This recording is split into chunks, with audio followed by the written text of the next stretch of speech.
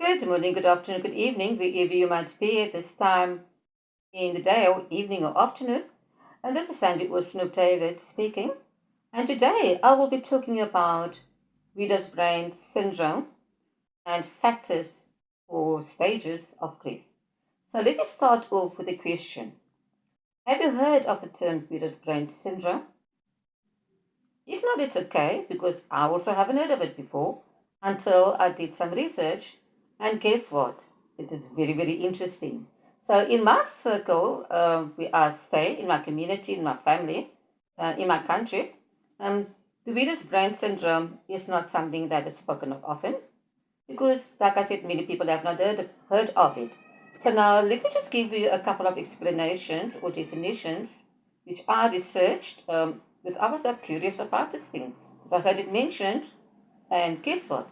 It is something that has been given a title to what many or most widows or people who are grieving, like divorcees, etc., have experienced.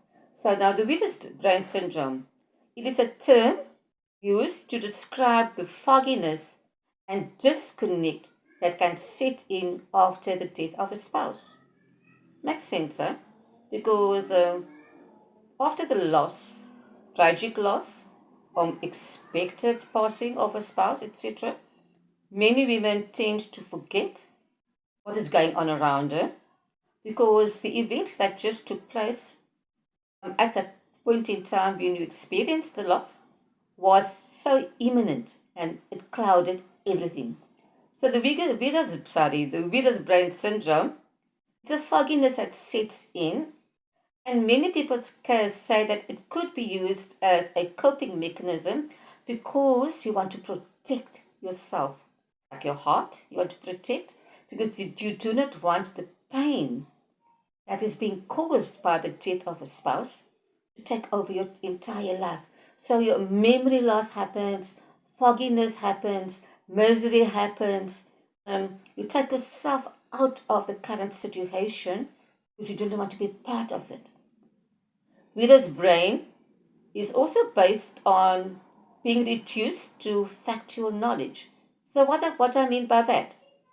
Your mental capacity or processes of perception, memory of judgment, and reasoning is affected.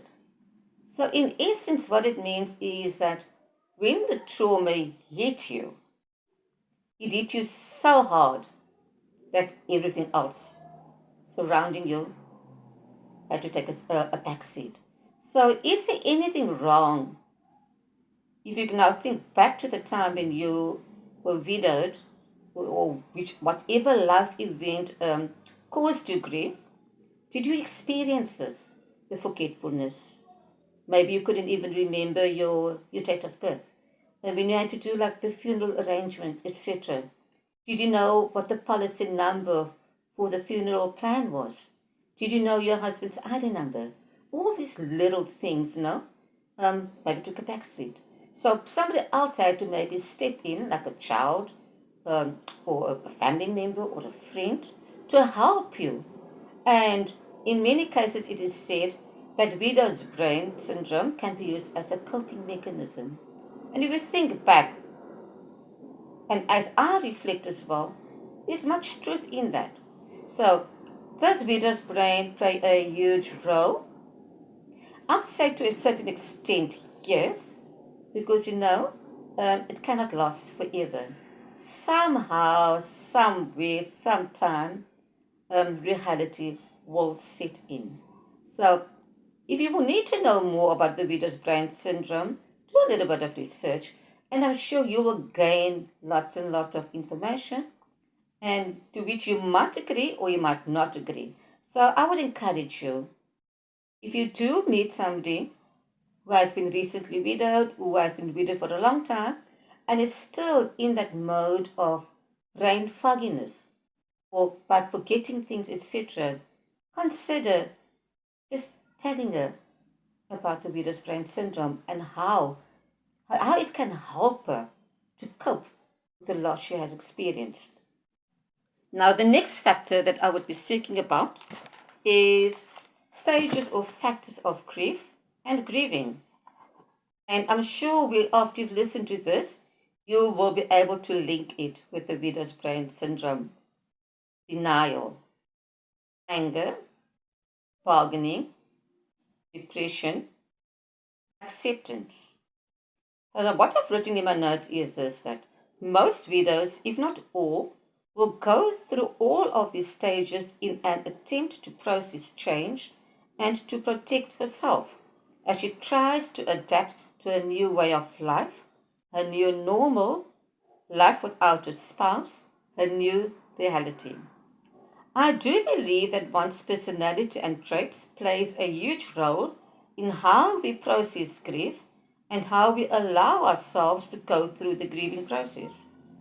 The widow who has an extroverted, outgoing, analytical personality might not go through the bargaining phase, as she knows that the physical death of her husband is final and she accepts it. Whereas the widow who has a passive, feeling, intuitive personality might be the one who will bargain and become depressed, as she cannot accept the fact that her husband is no more. She might even go through all of the phases as I mentioned earlier. So if this information is beneficial to you, and if it makes you go back to the time when you lost your husband, if it makes you reflect on how you or how others perceived you to be, does it make sense in what I'm saying? Now, because reading all of this again, I am going back to 2009 when I was widowed, and reading this and just looking at it made me realize that I was there. I was in denial. I was angry. I bargained. I had depression. And I didn't want to accept the fact that my husband had died. No? So now moving forward, did I overcome denial, anger, bargaining, depression, and all those factors listed to grieving easily? No. It's a process I had to go through. And that is why I am where I am today, encouraging women, encouraging widows, that it is possible for you to come to terms with it. As long as you can process what has happened, as long as you can take stock of what has happened, as long as you can tell yourself that I was there, that I'm moving forward. I do not, and if you are still in any one of the stages, regardless of how long your husband has passed on, still in denial maybe, still angry at times, still trying to bargain, giving into depression and all those horrible factors, you know what? There is hope for you, lady. If I should tell you the full story of my life, what I went through, and looking back to how I had to overcome it, because if I did not tell myself that you need to move out of this process because it's going to kill you and destroy you, if I did not do that, if I did not listen to sound counsel as well, where would I have been? So, in closing, I would love you, when you do have a moment, I have an ebook that I would love you to read. It's called Now That You're Gone, A Poignant Letter to My Late Husband. You can find it on on Amazon. Just click on to Sandy Oostendorp. Click on my book, Now That You're Gone, A Poignant Letter to My Late Husband. Read what I penned in there. It is my personal journal about my life and with that of my husband. And I hope that when you do read it, it's a free read for this coming weekend on Amazon. So get onto the net, check it out. If you like it, by all means, if there's anything of benefit to you, grab it and run with it. If not, that's also okay. So from me to you, like, comment, subscribe, and until we meet again, chatting via this channel, via this platform, I will tell you what the next video will all be about. So grace and peace to you from God our Father and our Lord Jesus Christ. And I pray that your day will be as awesome and as beautiful as you are.